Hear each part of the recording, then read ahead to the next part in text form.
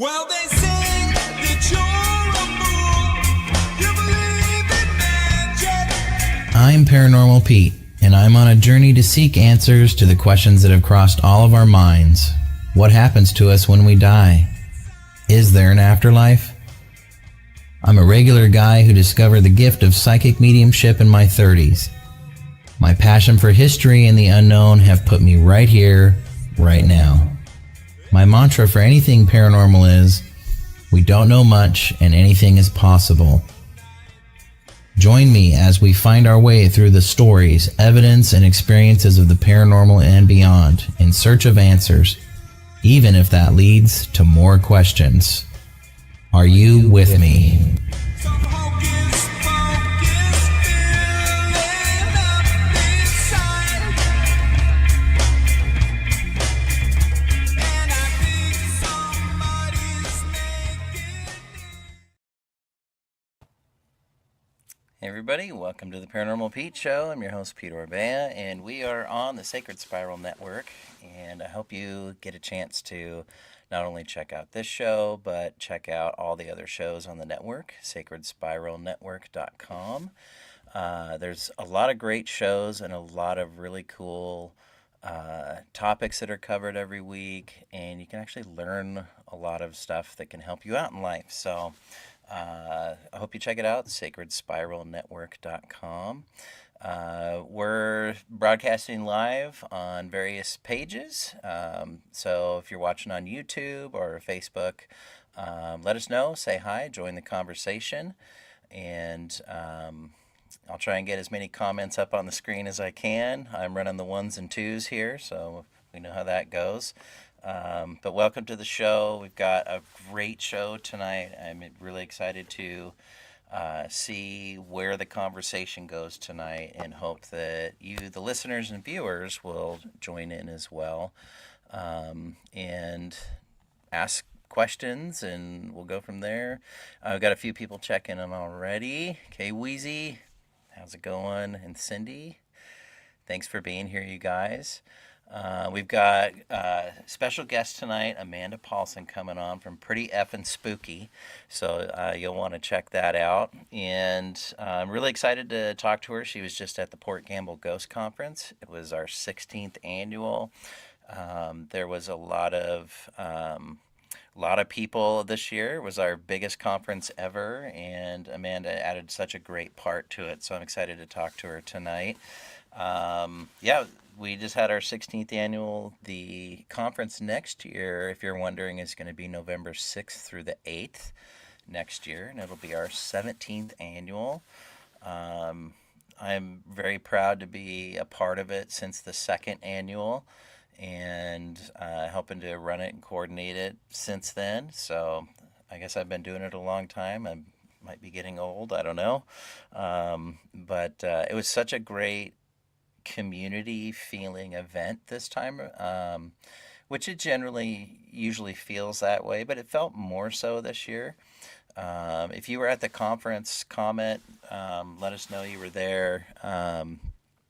Like I said, it was our biggest one ever, and the coolest part was there were so many new faces this year, which kind of tells me that, even more people are kind of being more open to discussing the paranormal, and just the exploring the subject in itself, and exploring their own selves, looking within before looking outwards. And so it was such a cool experience.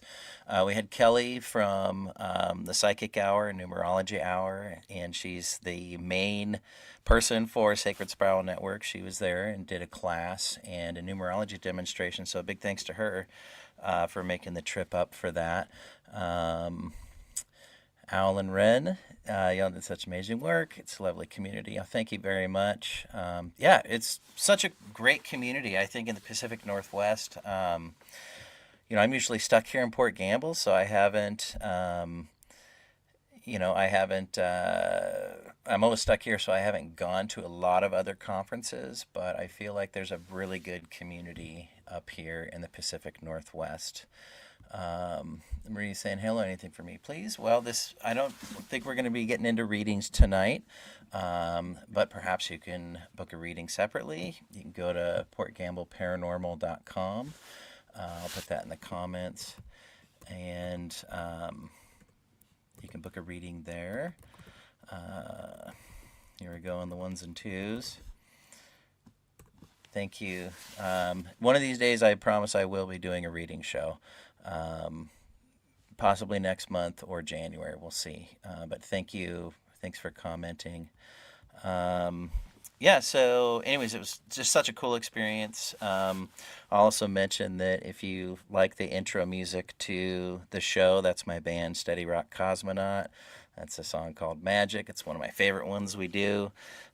We got a show coming up next Saturday on the 29th. It's a food bank benefit show. It's kind of going all day long down in Port Orchard, Washington. So check out steadyrockcosmonaut.com or follow us on the socials.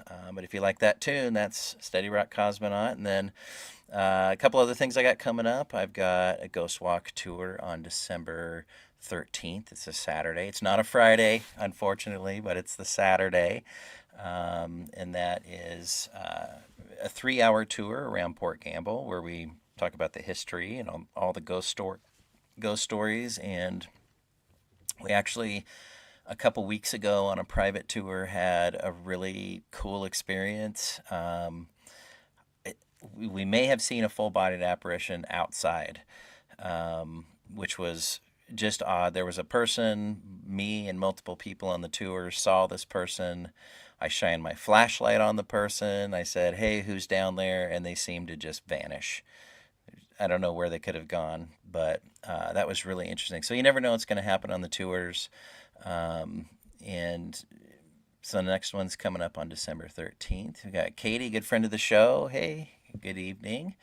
Welcome on. And then, of course, coming up, another conference, which is a really great one to go to, is the Oregon Ghost Conference. So you want to go to OregonGhostConference.com.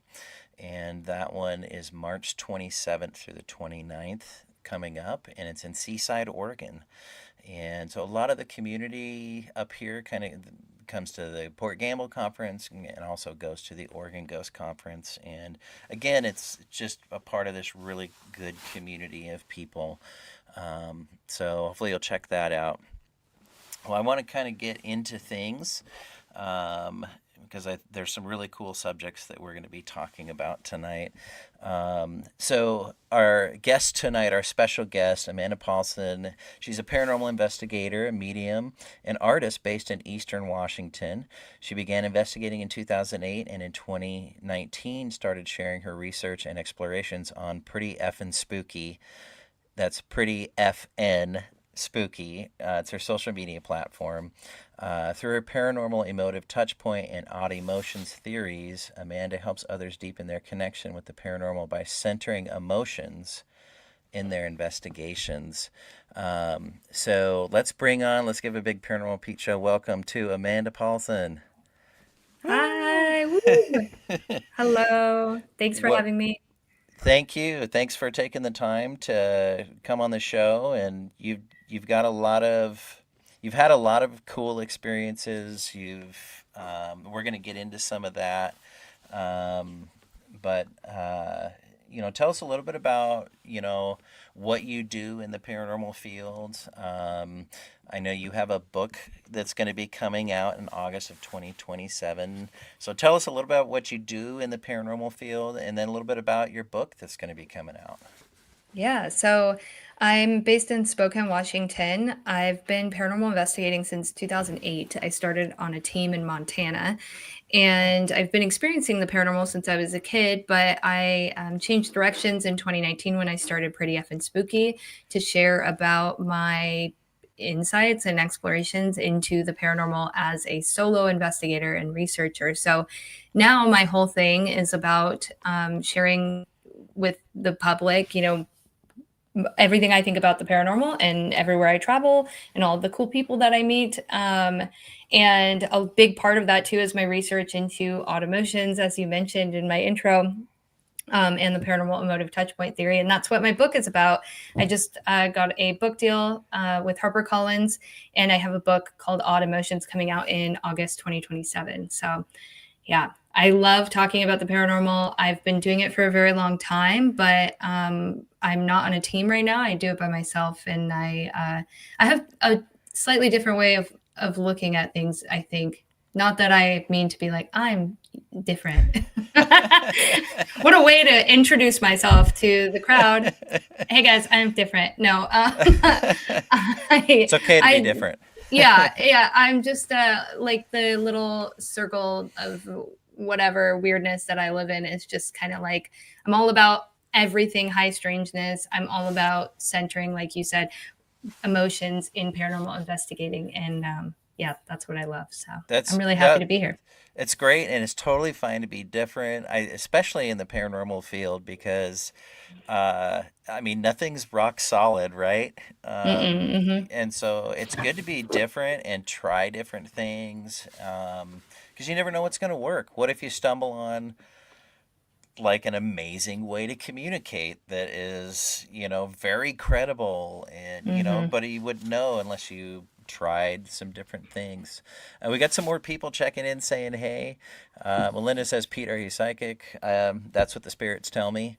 um, I do mediumship, but I didn't start doing that until my 30s, where I like to joke the universal 2x4 hit me in the head and said that I'm going to think about things differently. So thanks for asking. And there'll be more shows where I'll get a lot more into that. But tonight we're talking with Amanda. I got Joni saying good evening. Thanks for joining. Love this one. Alan Wren says Amanda is pretty effing rad. That's sweet. I love that.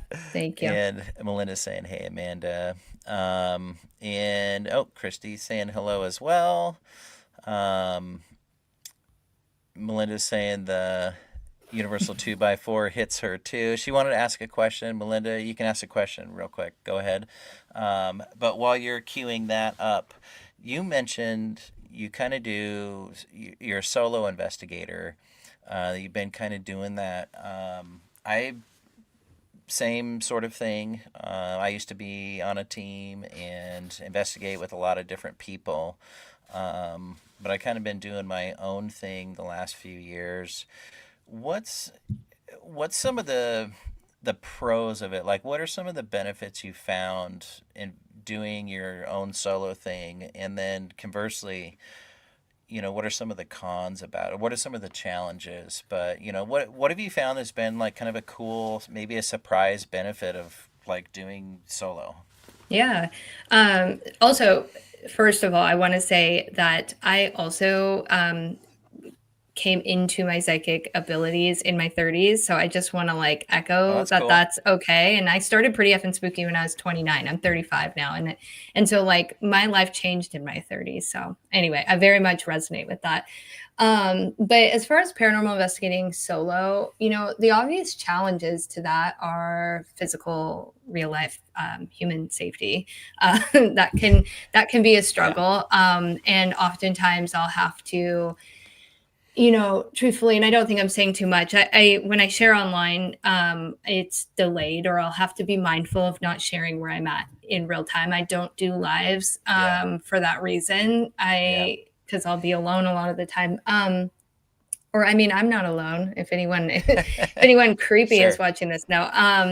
But I love investigating solo though for the fact that I can listen more carefully. I love people and I love chatting. I can yap forever. I love talking with people, but I get very silly and I have a lot of fun when I'm investigating with people. And I like the seriousness that being alone adds to it and the quietness to listen to what is actually happening. And I think you might relate to this, but I also often go into a place of like facilitating if I'm in a group setting where I'm not able to just literally sit with myself and my feelings and my thoughts about the supernatural aspect of what's happening. Yeah. Instead, I'll be very concerned about what's happening with the whole, with the living people, which is okay. Like that's Yeah. a huge part of what I do. But um, But if I really want to dig into the investigating and the research of the non-living, then being alone is very effective for me in really like being in tune with the activity that's happening. Yeah, well, it seems like you can have a much more controlled environment, right? When you're the only one in the space, you don't have everyone else's emotions and energy that they're bringing in, or their spirits, their guardian angels or spirit guides, coming in with them. I find that often on like my public investigations or my Mm-hmm. tours. We're in the Walker Ames house, and I'm like feeling all kinds of stuff around. Then I realize, yeah, okay, it's with the people that came here Yeah. tonight. It's not they're not from the space. I do love that though. Yeah, like I like that you say that, because on public investigations, I love recognizing that and leaning into it though. I think that's a really untapped aspect of investigating with other people Yeah, is playing with the energies that show up in that moment, and not always just pulling out the spirits that exist in that haunted location. Like, people get too defeated, I think, sometimes by going on an investigation with a big group of people and nothing happens. They are not able to reach the spirit that typically haunts the location, when in reality you're sitting on 10 human beings that have all sorts of stuff they're carrying with them, and you can really yeah. experiment with that, and like it can be very cool. Yeah, and it can, yeah, I love that. Yeah, you can experiment with it, and maybe, well, I always tell people too, most of the time when you're investigating, it feels like nothing happens. But that's why you record stuff. That's why you collect data that you can go through, later on. Melinda had a good comment. You have to be around positive, good-hearted people with good energy. Otherwise, not worth it. And I would say, yeah, you want to have, if you're going to investigate with people, or if you're in a large group, like it's better to like have a positive view. It can get very funky and very weird when when not everyone's on the same Yeah. same Or yeah. awkward, Yeah, it can. Um, I've been on a lot of, as a solo investigator, I've hopped in on a lot of public investigations and yeah. teams, and like I've been with like all sorts of different groups of people, and it's rare, but every now and then you get one kind of stinker in there, and Yeah. then it just like gets super weird, especially if it's active, like paranormally active, and then it's like, what is Yeah. going on? So I Yeah, feel and that that. can mess with the energies going on from the location too, or the spirits. It can make them kind of standoffish too. Alicia's saying hello, thanks for watching. Yeah, my favorite one of it wasn't quite an awkward situation, but it was a funny one. My favorite one was leading a public investigation, and we all got quiet and listening, and then we hear somebody fell asleep. I've And had that literally happen I'll never forget, there was this one investigation with the team that I started on in 2008. And this team was awesome. They were so serious, and like I learned so much from them. And we had this one guy there on the team who was so sweet, but he was notorious for falling asleep on investigations. And there was this one investigation where it was so active. It was one of like 2 times ever where I remember having intelligent communication through a K2, where it was just like 40 minutes of constant, like, do this and it would do it, do this and it would do it. And it was just incredible. Of that's course, a long time. I'm not kidding. And we could have gone longer, except for our friend was snoring in the back, and we had a digital recorder going with an EVP session. So we were like, we need to reset. And then of course the moment was gone. But he was great. He added a fun element to the team, which I still appreciate. Yeah, well, that's important too when you're in a team setting to have some fun while you're doing it too, and not take yourself too seriously. Well, so on that team, or just where you're at now, what's a couple places that you've investigated that you like to go back to like multiple times? Where's a couple places you like to go to? Yeah. So, one place here, I'll say first, the place locally that I go to often is St. Ignatius Hospital. They're only an hour away and they're great. And I love visiting them if it's active, if it's not active, if I'm just hanging out with the people that work there, you know. Yeah. I love going there. And then another place I like to mention, being one of my favorites, is the Panama Hotel in Seattle, Washington, which is Okay. not a like known haunted location. And honestly, I need to check with them if they're okay with me mentioning its hauntedness, because Sure. I've told this story a few times on podcasts, and I'm like, maybe I should check with them. But the Panama Hotel is really cool. Their history is really rich. They have I think it's the last like untouched Japanese bathhouse, like historic Japanese bathhouse in their basement, Wow. which still has it has like suitcases and like relics from like when it was last used, 100 years ago or whatever. Wow. And they have a hotel in the top. They have a coffee shop and then a hotel in the top. And I rented it once through Airbnb, and it was not advertised as haunted, but I thought it was so weird feeling. It felt like it had a lot of potential. So I rented it again to stay there. This was when I was filming a documentary out on the Olympic Peninsula. And so I often had to stay in Seattle. I rented it again. And in my room, I was woken up to the sound of two people talking to each other right next to my ear, but it sounded like it was coming through a like 1940s radio, which I've never experienced this phenomena before. Or no, that's a lie. I actually did experience this again just a year ago, but it had been that was the second time I'd ever experienced this, where the Class A EVP, like Yeah. I'm hearing it with my ears, comes through like it's coming through a radio, which aligns with what a lot of what we're doing in the paranormal, with a Yeah. lot of different methods and stuff that we Yeah. use. But um, yeah, and then in that hotel too, I tried to fall back asleep. I was scared, honestly. I was like, I don't want to deal with this right now. But I tried to fall back asleep, and it woke me up again. Somebody shaking this like brass headboard, like brass tubing. It was Yeah. shaking awake, and it wasn't an earthquake. So that place was really active, and it's very weird and in a cool way, very historic. And yeah, it's one of my favorite places I've ever been. And then last place I'll mention, but to relate it to that, the other time I experienced auditory like phenomena like that was last year. I was taking a trip for Nevada State, like the Division of Tourism. I've worked with them a couple times, and they had me go through Eureka, Nevada. And Eureka, Nevada is very known to be haunted. Their most Yeah. famous location is the Jackson Hotel. Am I saying that right? Hopefully, whatever. I Um, I think so. I mean, I haven't been there, but I've heard about Eureka. Yeah, so there's a hotel there that's like the famous hotel. I can't remember what it was because it wasn't active. To be honest, I had a nice night of sleep and that was it there. But what was really active was there was an antique store on the main strip of Eureka, and in the back to the bottom of the antique store is an entrance into the tunnels that run underground. But this tunnel system, it's like just a convergence of like where other tunnels were going to go, but those tunnels never really got dug or like used as much. So I think some of them did, but a lot of them did not. And then one of them was actually used to transport children to and from school, which is very weird. Yeah. Very weird.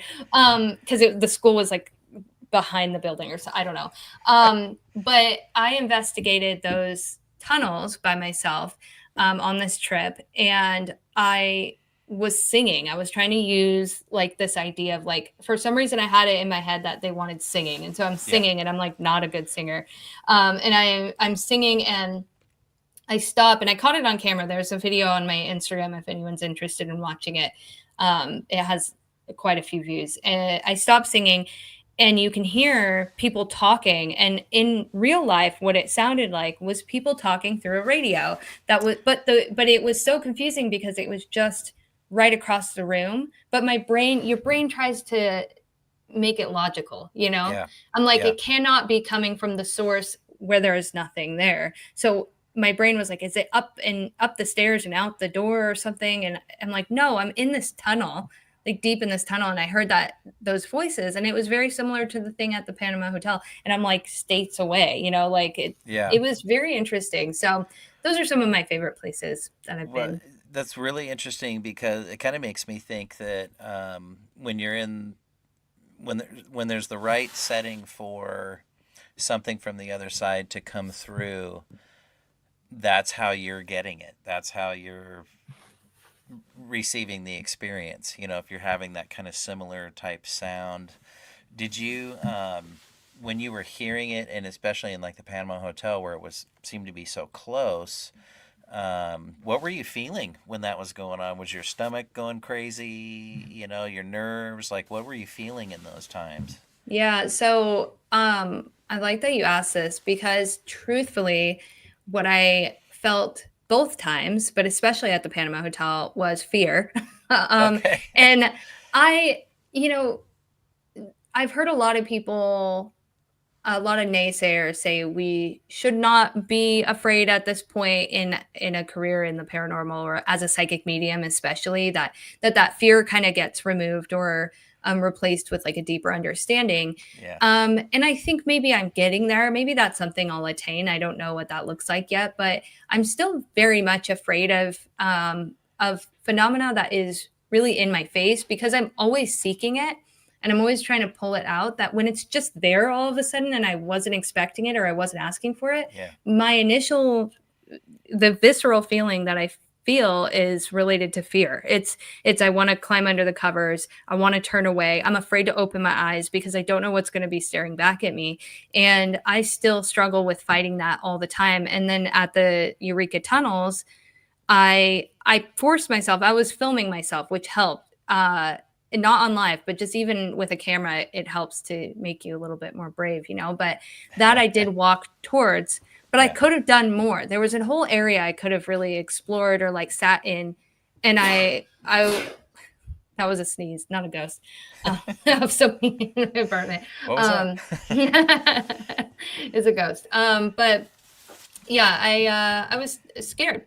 So yeah, in answer to your question, the feelings that I have are like that Yeah. gut. It's a very interesting feeling. If anyone's ever had sleep paralysis, that first like or or even like a nightmare, that heart rate or heartbeat The jump. racing, yeah, that Yeah. jump The and that kind of like weird sort of nervous feeling, yeah, it's that Yeah. for sure.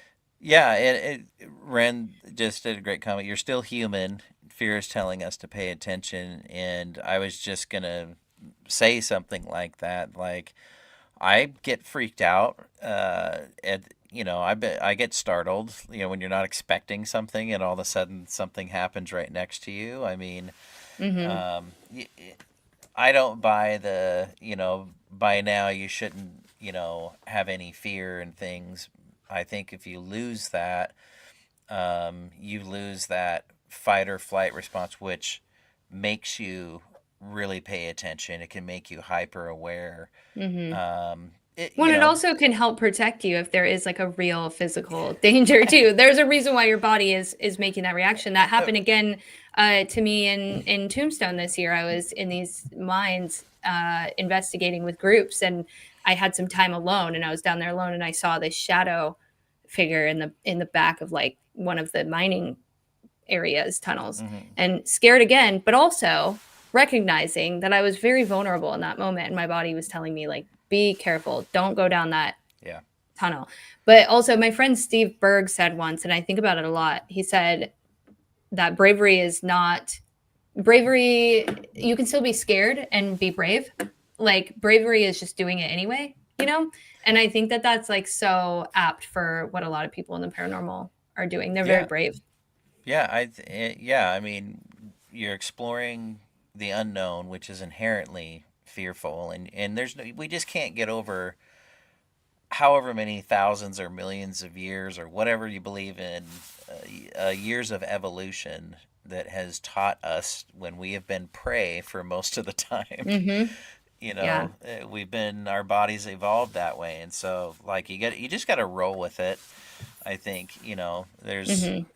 y- I don't think you should fight it. Yeah. Just let it let it happen what is going to happen, but hopefully you've got some tools to kind of try and maybe collect data that you can back up your experience with. Yeah, no, that's great. Great answer. Brian Blackwood, hey guys, he was at the Ghost Conference too. Melinda was asking if it was okay to ask a readings question, probably for a different show, but thank you for asking. I appreciate that. So, great stories, by the way, and cool experiences. I've had a couple of experiences myself where the voice is happening like right in front of you, but you can clearly see that nothing is in front of you, but Yeah. feeling it. And one of the reasons I wanted to ask, like, what you were feeling is in the times that I've had that happen, it was like when the voice spoke, it was like a gut punch, like the your solar plexus goes, whoa, Yeah. I feel and you like feel that's a like, very accurate way to describe it. And I think that I'm feeling somewhat similar. It yeah, is also interesting the way that your brain fires off, which I'm sure people have done research into this that are much smarter than me, but the way your brain fires when truly unexplainable phenomena happens. And there's a nuance to this because of course we experience a lot as we're investigating a lot, but even on all of the investigations that I've been on, it's not that often where I'm experiencing something truly like very big like that. Like I yeah, would consider a class A EVP to be very big, especially when yeah, you're alone and there's just like sure, no way to debunk it. And so those are like special times that stand out in all of the years of investigating. And then of yeah, course there's other cool stuff that happens when you review your stuff, and like, that's cool too, but when it happens right in front of you, it's so different. And the way your brain is like, I cannot explain that, and you still try yeah, to explain it. It's like the first ghost that I experienced was when I was 7 years old, and since then I'm still trying to apply logic where logic can't be applied, you know? yeah. Well, and at some point, I'm sure you've just kind of accepted what had happened and what you think happened. And so when you were young, the first experience I can remember was around 7 years old as well, that I can really fully vividly remember. Did you have experiences like through your teenage years, kind of like, was it kind of an everywhere you went play, you had something weird happen? How did it go for you growing up? Yeah. Um, I first experienced a ghost, I think, a vase moving on its own in my bedroom when I was about 7 or 8 years old. And I asked my mom to switch me bedrooms because I thought that that would be the remedy for it. I was just like, Yeah. well, this ghost is in this bedroom. I'm going to go to the other one. And really, at the time, too, I didn't have the words to even say ghost. I was just like, this is weird, and I want away from Yeah. it. Switched rooms. As long as I was at that house, it didn't happen again, but I had really vivid nightmares for a long time. And then I moved out. I was living with my mom at the time, and then I moved out and moved in with my grandma. And this is kind of like tells you a lot about my childhood is that I then was raised by my grandma. So my first experience in the paranormal also coincides with a time in my life that I think there's a lot of repressed memory and like childhood trauma. Um, then I moved to my grandma's, and then I continue to have paranormal experiences from Yeah. there on. And that's when I think my awareness got kind of I don't know, like it was almost like somebody turned my head, and then all of a sudden I could kind of see the full spectrum of it all. And then it just kept happening. I know some people explain it like that they're a beacon, or that like the spirits like are drawn to you. And I think that that's true in some scenarios, but for me in particular, I think it was just that my attention got redirected, and then I leaned into it, and I was like, wait, what Yeah. is this? Wait, this is interesting, you know? And then it happened through high school, which is what led to me joining the paranormal or the ghost hunting group. I'll call it ghost hunting group. It was true 2008 ghost hunting group. We were very inspired by like early ghost hunters and Yeah. ghost adventures. But um yeah, it inspired me to join there. And I joined as an empath. I didn't have to join as something, but there was kind of this unspoken sort of expectation that I would fill a role, because Yeah. there was the psychic and the tech guy and whatever. And I was like, well, I'm, I feel a lot. I cry a lot. I'm like very emotional person. Yeah. Maybe I'm an empath, and I don't identify as an empath now. I don't think that I am, but yeah, and then that's how it happened. It's just always been a part of my life since I made my mom switch me rooms, and my Yeah. family's known it. It's a part of my life since then too. So Yeah. yeah. Well, when you look back and all the different experiences you've had with different people, um, what do you think about? I mean, the when someone goes through, you mentioned repressed memories, or there was a time in life where there's a lot going on. Um, you know, I've worked on some cases where it seemed like poltergeist activity, but it was living poltergeist, where you find out then the claimant has gone through, some really traumatic events. But it does kind of seem like, what are your thoughts on, when people are going through a lot, whether it's really good or really bad, the other side of things kind of come through a little different, or they maybe start coming through, or like in your case, your attention was kind of redirected in life. In my life, same sort of thing. That's a great way to put it. Your attention's kind of redirected. So what are your thoughts on like us breathing people when we're having a traumatic experience, or a stressful time, or maybe it's a really happy, like tons of emotions? Does that bring more paranormal activity, do you think? Absolutely. And I talk a little bit about this in my book, which hasn't come out yet, so I won't spoil it too Yeah, much. don't.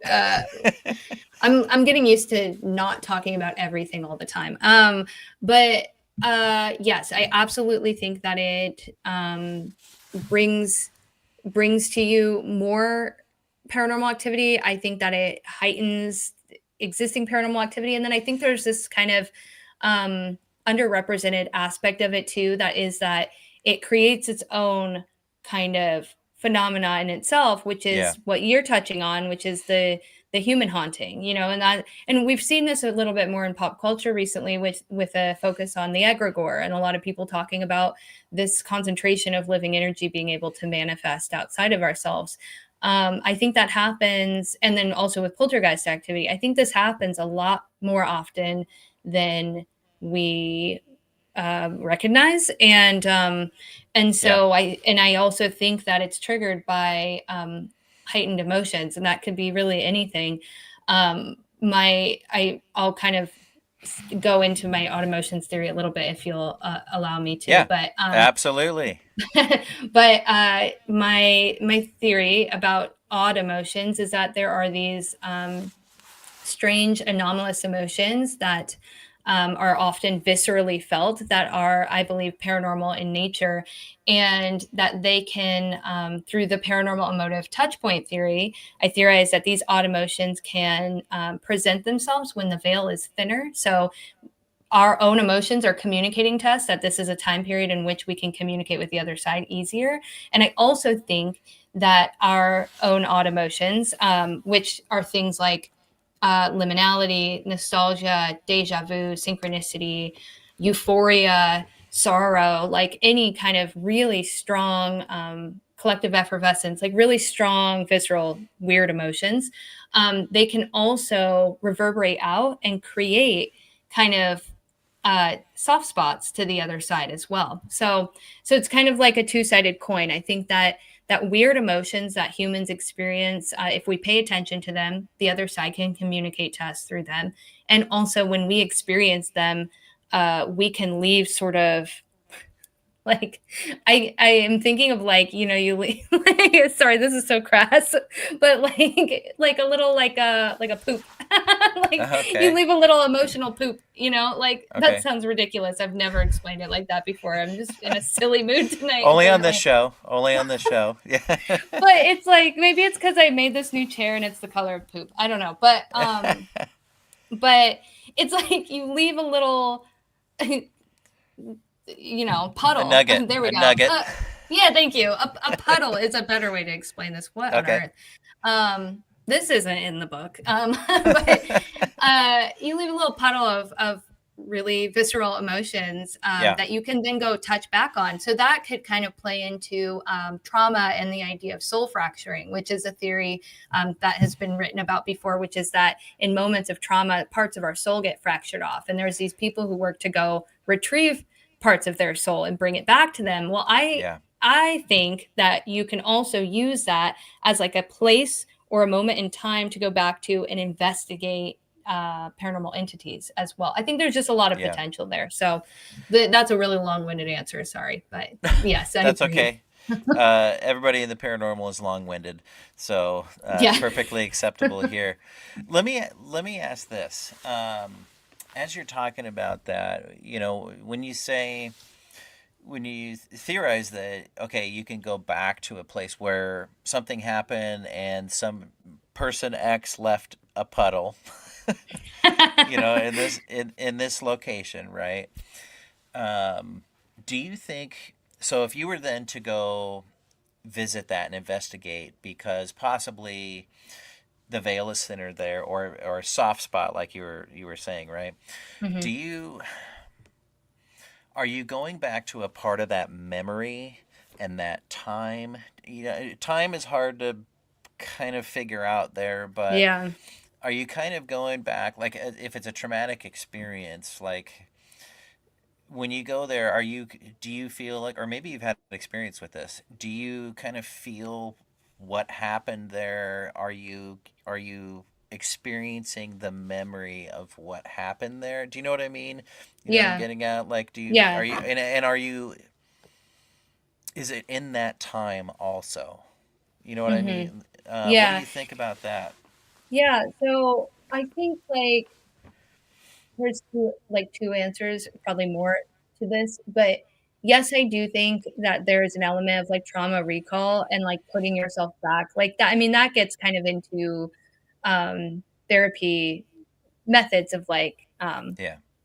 therapy and stuff like recalling that trauma. I think that that Yeah. can be effective if you can harness that, but I think that it gets a little difficult when you start doing that. And times it's been very few times when I've tried to use trauma as a tether or a soft spot for Yeah. me to investigate because it's hard to go into that more Yeah. objectively. I think more so for me when I'm thinking of these theories, it's more of a timeline thing, which is really unexplored and like kind of hard to articulate, I think, because we're all sort of starting to question more of this like time overlapping or like how does time play into the paranormal? Because it's got to be huge. I think we've had a lot of investigators lately too. I've seen content made about like these revelations being had that, oh, are we actually talking to ourselves? Are we actually, you know what I mean? And there's like Yeah. this big opening of that. And I think and I say I think like pridefully because like I truly don't know, and I will always tell Yeah. people I do not know, and I'm Yeah. trying to figure it out. But I think part of this journey, the hero's journey within the paranormal, is about never figuring it out. Really, you just kind of like let it let you go through it with it. But yeah, I think there is something about time there that is relevant that I'm still trying to put into words, but Yeah. I don't know if that was a full answer to your question, but it gets me really That was great. excited. Yeah, it gets me really excited thinking about those things though, because I just Well, that's where I think there's so much potential. yeah, and I think when you start getting into time and when you think about that, we probably just can't perceive. We're like infantile in Mhm. what we can perceive in Yeah. anything like that. And I was just curious as to what you thought. I believe and I don't know for sure, and I'm happy to say that too. And I appreciate that there's more people like you out there that are willing to admit that we don't know everything, but we can sure as hell try and figure things out. And if we don't, you mentioned the hero's journey. It's like, well, if I can put a couple pieces into the puzzle that fit, that's Hmm. awesome. But I kind of feel and believe in my experience with spirit, um, is ghosts. Well, let me just clarify: human spirits. Um, human spirits. I think what they do, why they do it, where they go, when they go, is all tied to their memories and their living experience.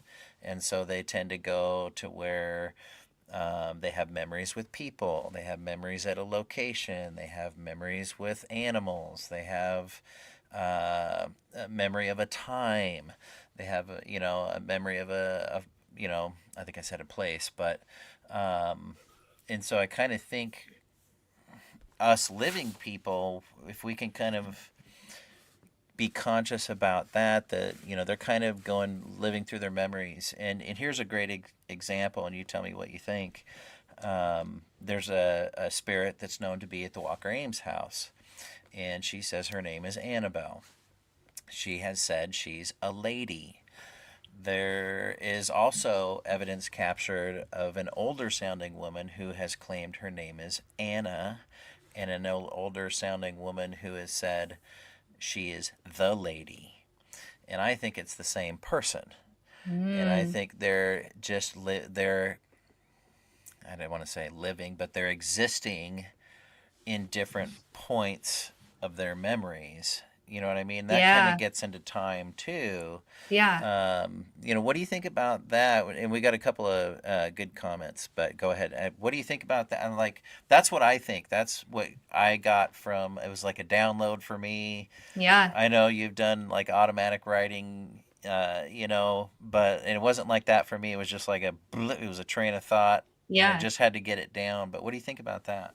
I think you're absolutely on it. Like I think I haven't thought about it like that myself necessarily, but it's interesting. It makes me think. Actually, today, last night, I had a dream, and I had a dream about a childhood classmate having been diagnosed with cancer, which was really dark, and hadn't talked to this person since I was 12, and that was last night. And I woke up, and all day today, I've been thinking, what about what? Why did I get connected to this person? And for me, I was thinking of nostalgia because that's what I write about. And I was thinking about, the nostalgia of the time that we experienced together and that the fact that that emotion could be a tether. But you make a good point in pointing out memory. And like I'm saying this and I can't even connect the dots yet as I'm saying it, but it's like I now to put it in that context, it's like there is something uh, like I mean, obviously it triggered memories for me of this kid and knowing this Hmm. kid growing up and like why was I able to tap into that river of consciousness in that way for this person, perhaps memory and time and the fact that it's all kind of overlapping one another. It Yeah, has something to do with it. That's not a fully like articulated thought yet, but like I think you're absolutely onto something, and I like that idea of like that even the human being, the soul, is remembering different parts of their story within the container of that house. And then as an investigator, you're going in, and as you go to a different room or you ask a different question, you're actually activating a different part of that person, that soul's memory. yeah, So I think that makes a lot of sense. yeah. It's an interesting thought, and it's not fully articulated for myself either. But will it ever be? Who knows? We got somebody overseas here. Ashraf, thank Good you for morning. tuning in. Yes, good morning to you. Hopefully, you get a nice cup of coffee. Um, and I like this from Michelle. She says, we haven't been around that long here. We're still primitive in the universe. We're basically fetuses in the universe. And then she said, feti, foti, Fody. Yeah. something.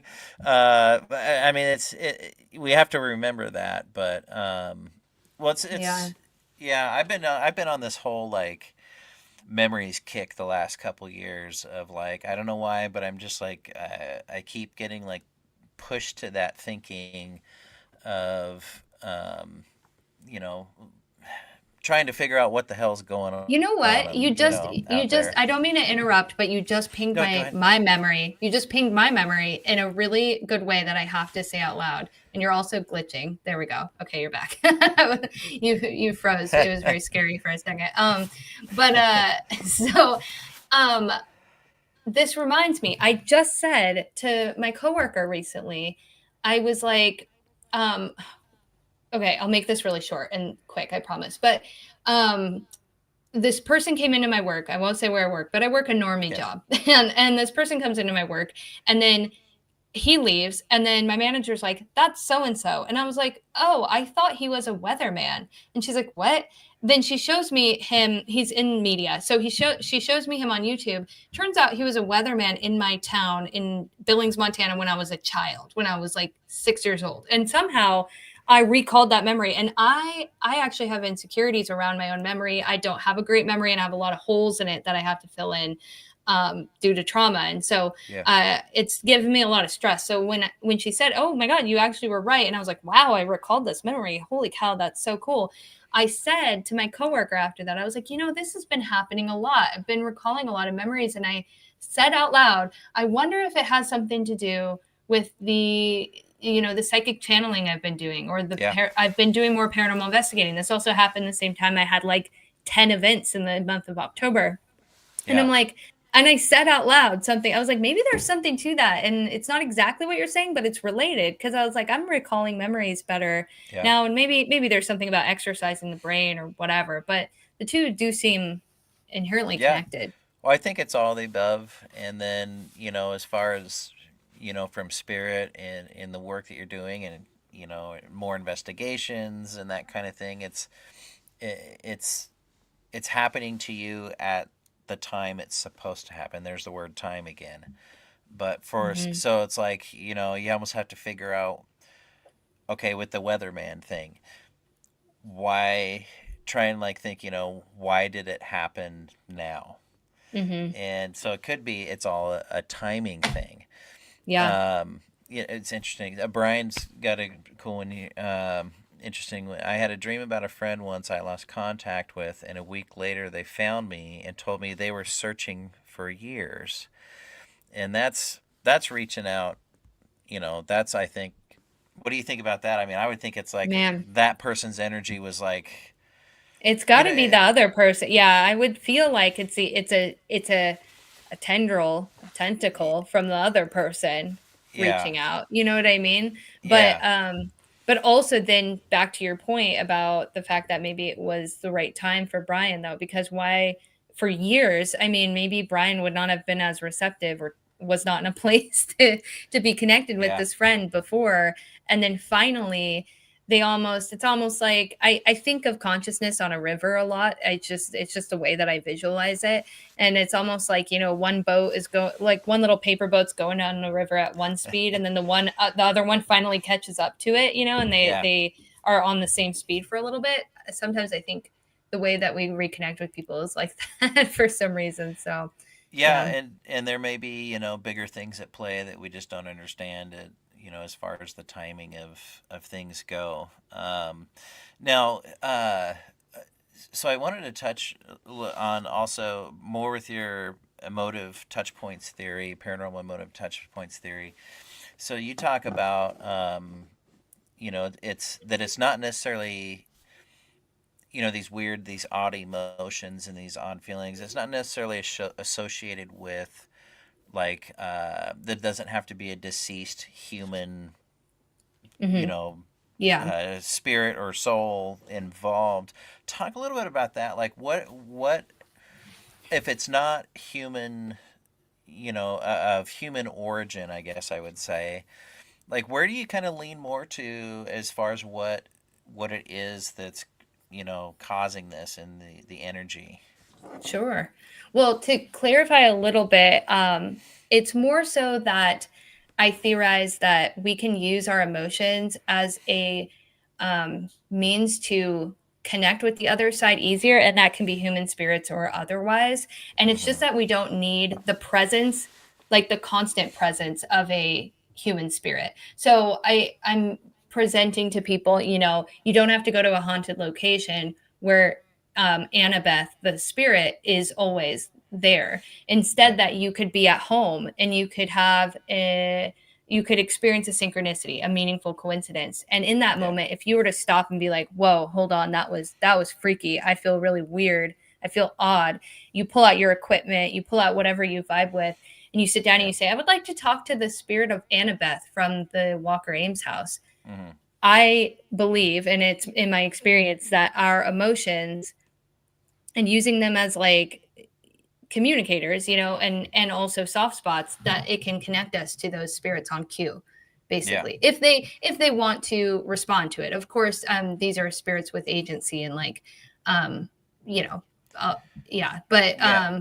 but yeah, But you so know, it's like, yeah, so you're kind of the way I'm kind of visualizing it is it's like you don't have to have a spirit of human origin as the tether on the other side, right? As kind of like the yeah, no, the I connector. definitely, I don't think so. No, you can communicate with a spirit of human origin if you wanted to, but I also think that you can use a paranormal emotive touch point to communicate with Sasquatch, or especially Yeah. if you're of the belief that Sasquatch um, are, psychic, or like, there's some different theories on Yeah. cryptids and stuff. Yeah. I think you could communicate with aliens if that's your thing. If you want to, beam up to the mothership and like talk to, because I know some friends who are really into that.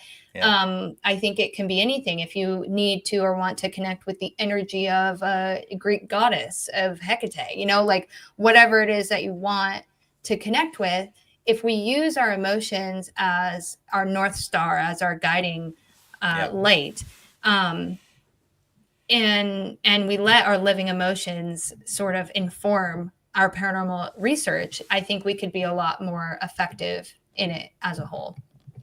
I love that, using our living emotions. Yeah, and I think right along with that as a North Star is I often talk about intent.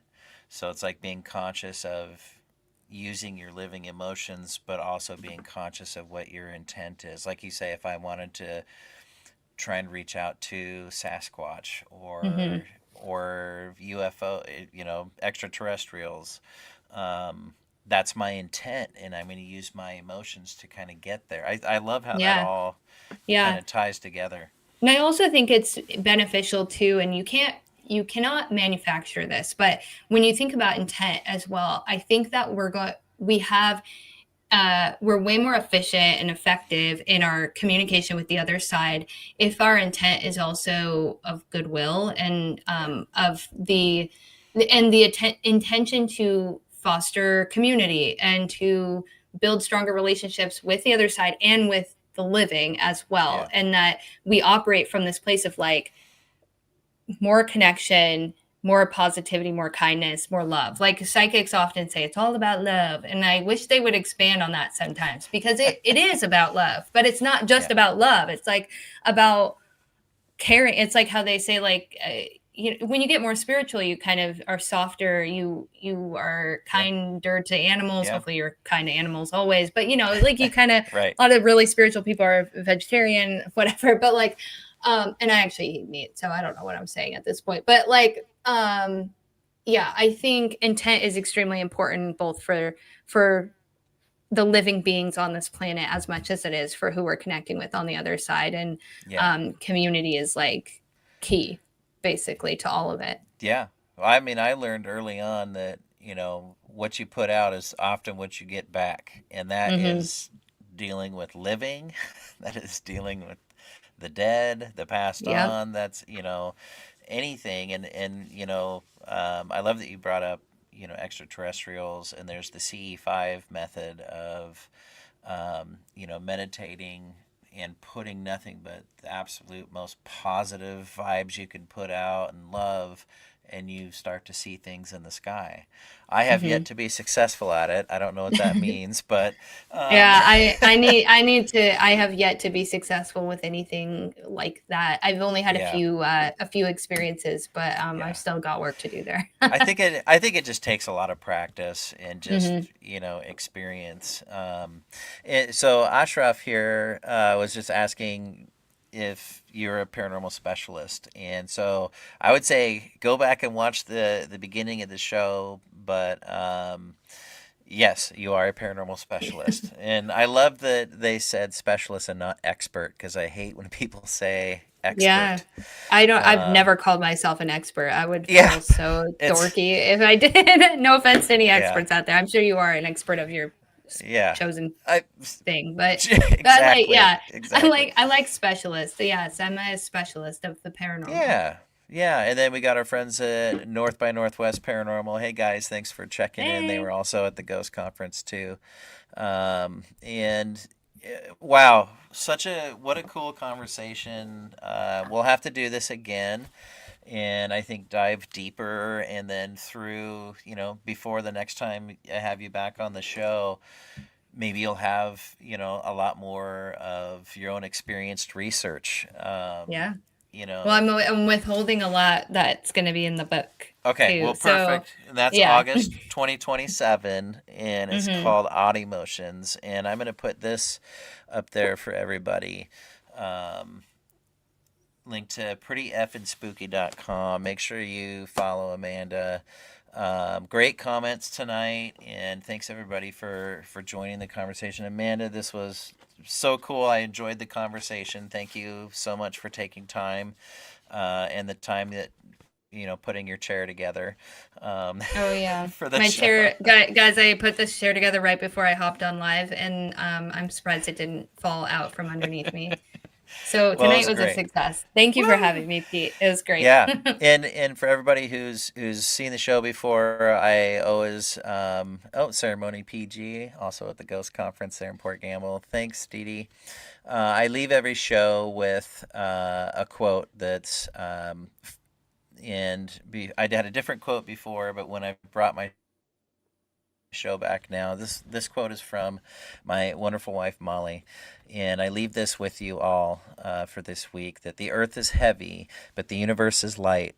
When met with stress or sorrow or even overwhelming joy, know that today is the history of tomorrow. Accept it for what it is and move forward into the brightness of the next moment. Take that with you, and I wish you all a great week, and be sure to stay tuned to sacredspiralnetwork.com. And we're here on the Paranormal Pete Show. And Amanda, thanks again. We'll see y'all later. Bye, everyone.